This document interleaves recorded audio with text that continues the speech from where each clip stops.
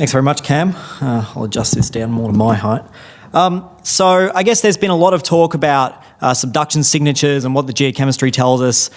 So hopefully what I'm going to be able to do in this talk is to shed some light on some of the data behind some of those statements and to give a perspective on what the geochemistry tells us about what the Stavely Arc might have looked like in the Cambrian and what the distribution of Stavely Arc rocks is throughout the Grampians-Stavely Zone.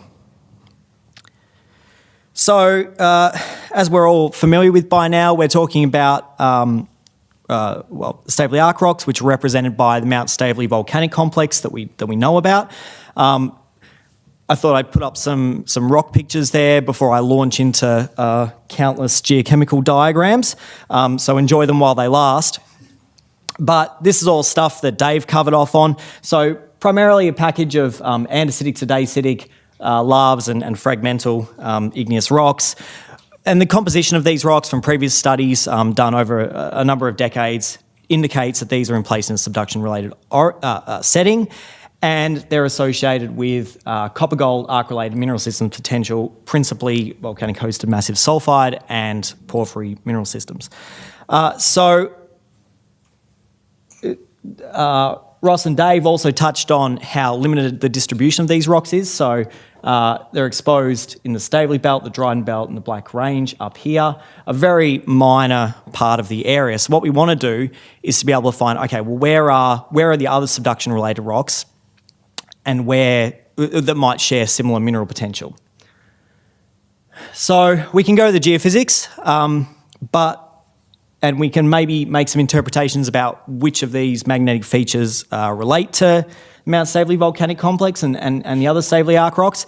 But the problem is, when we have a look at the tectonic evolution diagram here that Ross had up earlier, we see that igneous rocks were generated at a number of stages in this tectonic evolution, all the way from the Neoproterozoic,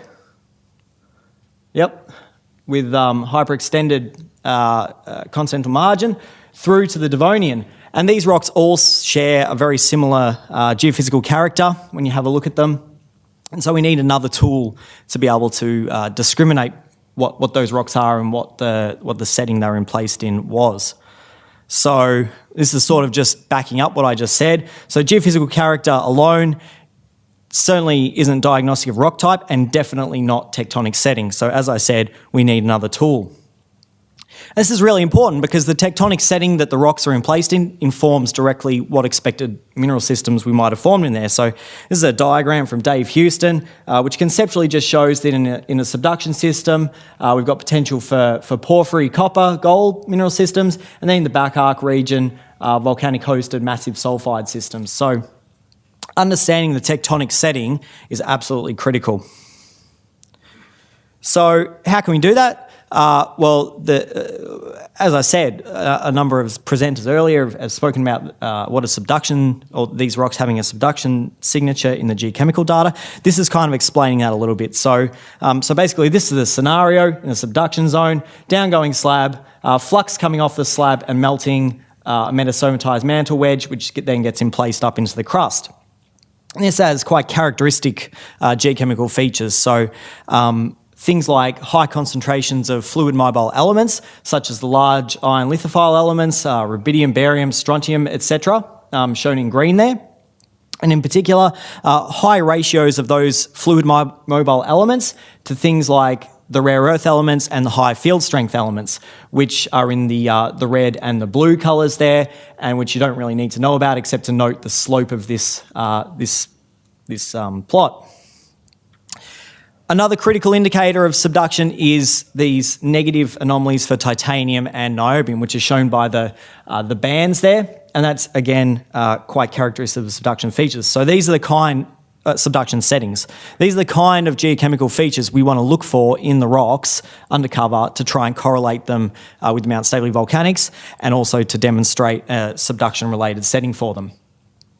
Just to reinforce that point, that's data from, in blue here is data from average mid-ocean ridge basalt, and that just shows the differences and how we can differentiate the two settings. So as part of the Stavely project, we acquired a whole lot of geochemical data from our new Stavely project drill holes that we drilled throughout the Grampians-Stavely Zone, but as well sampling existing outcrop material and going back to historic exploration holes and sampling those. So from this, we have a data set of 166 new analyses, which complement the existing geochemistry, principally from outcrop. And the distribution shown there, so we got quite a large coverage across the Grampians-Stavely Zone now. In addition to the whole rock geochemistry, we acquired whole rock neodymium isotope data, and I'll sort of go into what that might tell us about the source and the igneous processes. And I won't talk about it in detail, but a number of serpentinites were intersected, which Ross mentioned in his talk, and we analysed the chromites in those because basically they're cooked and we can't get a lot of other information out of them apart from the relic chromites, and so we had a look at the compositions of those and saw what they could tell us about them. But I won't talk about that. So we complemented our new data set with existing data, which comes from a range of sources. And if you're interested in downloading our data, you can do it from this record here, which is linked to from the GA Stavely project website.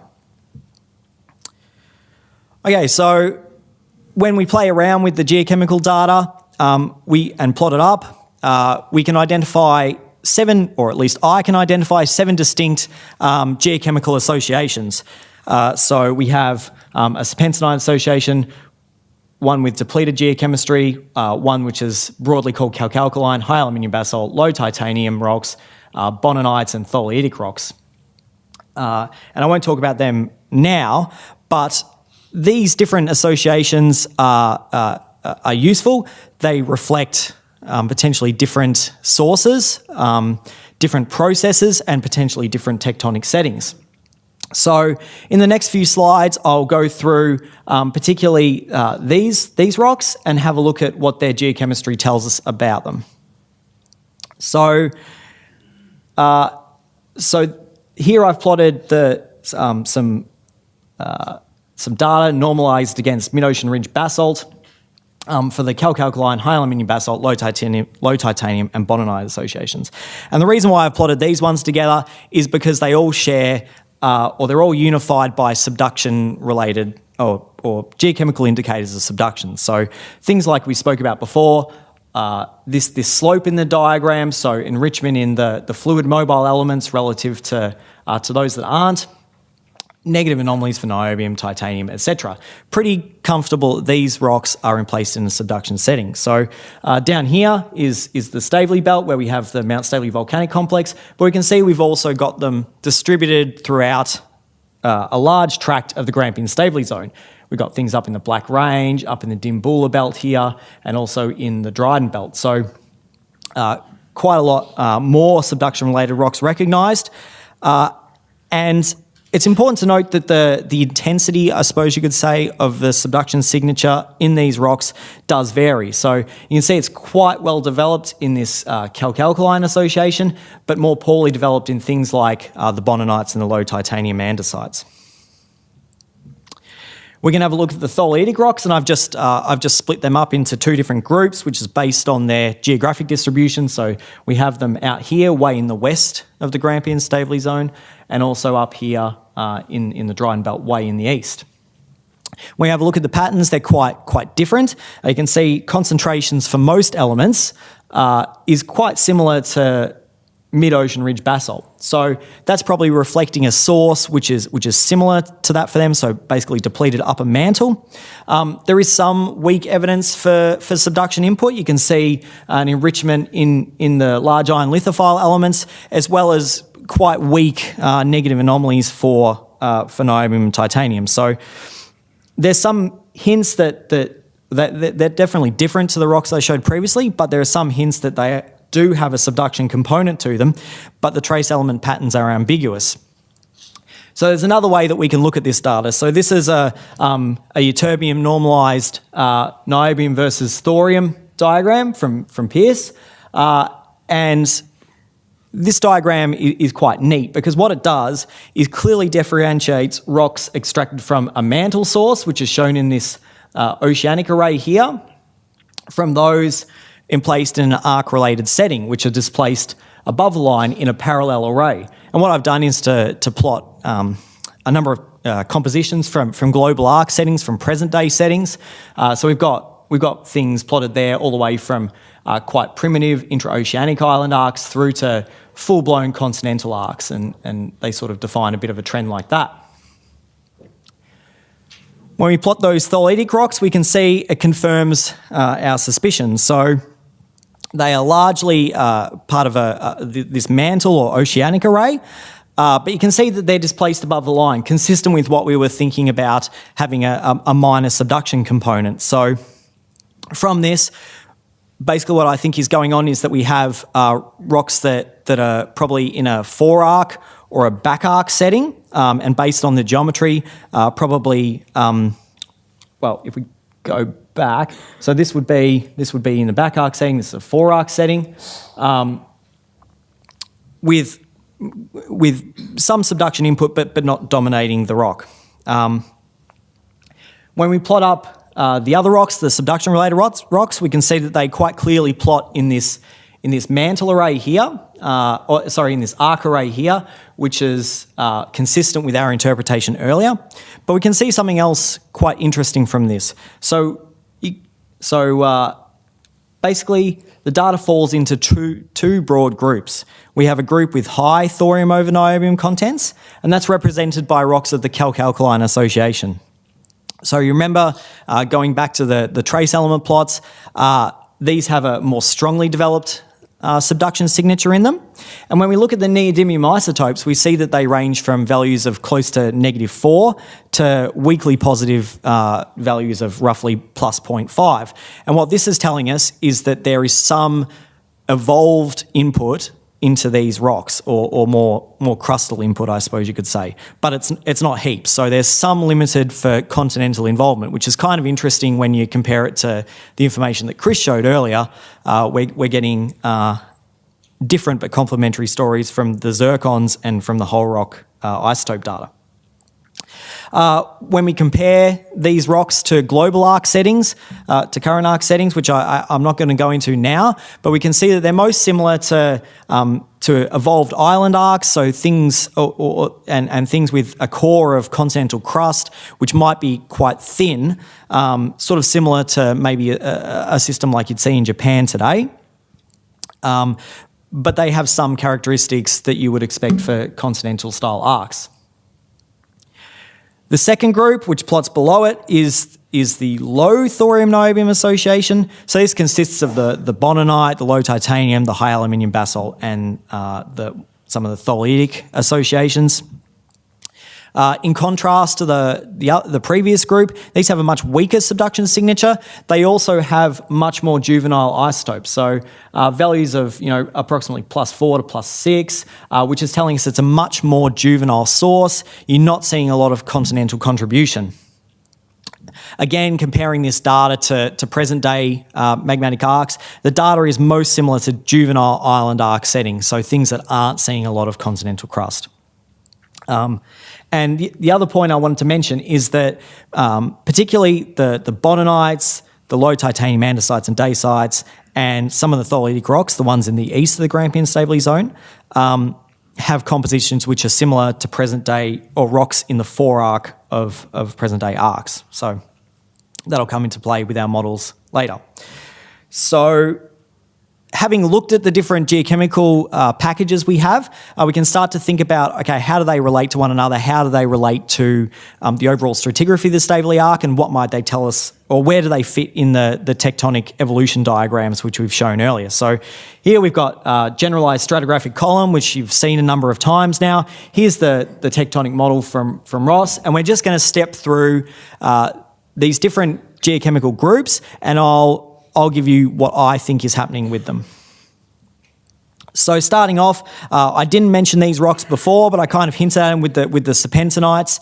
We have a group of depleted rocks, and basically, without going into in great detail, these are reflecting melting of a source which has undergone quite a lot of previous melt extraction, no subduction input, and so basically where these rocks fit in is very early in the stage of the Stavely Arc, so either during continental rifting or perhaps in the very, very earliest stages of arc initiation, but where you don't have subduction input. So in terms of where these rocks sit stratigraphically, they're probably right at the base of the sequence, and we can see that kind of relationship in the Dimboola belt, which sort of shows these right at the base of the package. Okay, so moving up now into some of the rocks of the low thorium-niobium association. So remember, these are the ones which have a much weaker developed subduction signature, not a lot of evidence for continental input or input of evolved material. So my take on these is that they're rocks in place before the subduction zone really matured and you started either feeding more continental material into it or it evolved in some way. So in terms of where it sits in the tectonic evolution, it's probably here in the very earliest stages of arc initiation, but also extending into this phase here of this Japan-style arc. In terms of the mineral potential, like I said, a number of the associations have similarities to rocks in the four arcs of modern arcs. So there's potential for four arc-related VHMS systems. There's also potential, these rocks are a lot more juvenile, for gold-rich porphyries, as well as epithermal mineral systems potential. In terms of the Tholelitic associations, where these fit in is a bit less clear. One of these rocks, this T1, has been dated, and Chris showed it earlier, has a date of around about 510 million years, so it probably fits into the evolution around about this stage. But as I said, these rocks have characteristics which you would expect for either a back arc setting or perhaps a fore arc setting, not in the main body of the arc itself, I wouldn't think. And so, again, potential for fore arc related VMS, back arc related VMS. And then finally, looking at the most arc-like, I suppose, or the most evolved rocks of the calc-alkaline association. So these I think are the very upper part of the Stavely Arc sequence, when it's a really mature subduction system, probably during, possibly in place during this Japan-style phase, but also in place during the later stages of the arc here.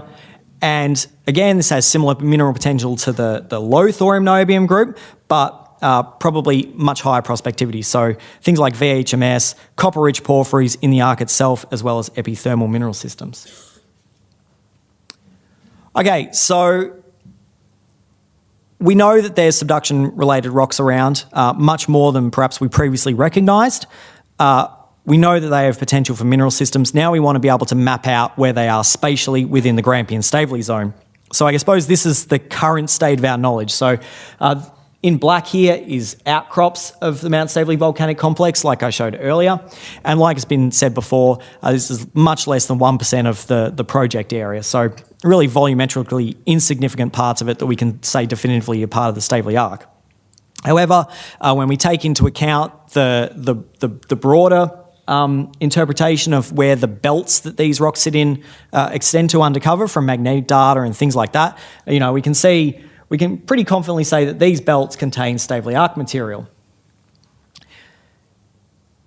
And these are some of the insights we have from the new data. So what I've plotted here is the locations of samples that we've acquired that have indicators of subduction-related origin. You can see the distribution is a lot greater. Plotting the belts that those fit in, we can see now we've been able to demonstrate that the large Dimboola belt up here in the north of the project area has a subduction-related setting. It's part of the Stavely Arc package, whereas previously it was interpreted as something else. We can say the same thing. We can say the same thing perhaps about this belt through here, which contains potential back arc rocks. And then we can also fill in a number of the belts which we don't have geochemical data for, but which contain similar lithologies to what we would expect in these other belts that we know are more arc related. So those are shown in the in the purple there. And so basically what this is showing us is that the footprint of the Stavely Arc system as we currently now understand it is much, much greater. There's still a few unknowns of belts where we're not really sure what it is, but you can fairly confidently say that they're part of the same system. Just going back to the rocks that are known prospective in the Stavely Belt, the Mount Stavely Volcanic Complex, when we plot their composition here, you can see they're very, very similar to the calc-alkaline association. Here I've just shown the distribution of samples that we've acquired that have that kind of composition. And so we can see that there are correlatives of these prospective rocks all across the region. So I'd say that these areas would share very similar mineral systems potential. Okay, so just to conclude, there's 3 takeaway points I think can come out of the geochemical data. So first of all, the Stavely Arc is, in terms of its geochemistry, most similar to an island arc with a core of thinned continental crust. So something like Japan or perhaps a marginal continental setting. And this is the right geodynamic setting to host large arc-related copper-gold systems, particular porphyries. And the footprint of where that prospective fairway is kind of, I've just roughly sketched it in this shaded area there, and it's a much, much greater area than was previously recognised. We can, based on the geochemistry, we can correlate rocks undercover with known prospective rocks in the Stavely Belt, and extend them and extend that prospectivity undercover. Like I said, we would expect similar mineral potential to what we know is down here all across this region. And I think for explorers, when you go into one of these belts undercover and you drill it and you get a rock out and you go, oh, hang on, this is some mystery andesite. Where does this fit into the package?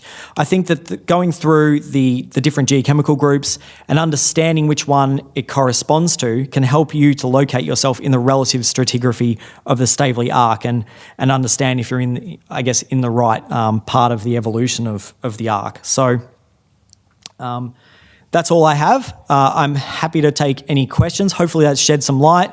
But please, by all means, if you're bamboozled, let me know.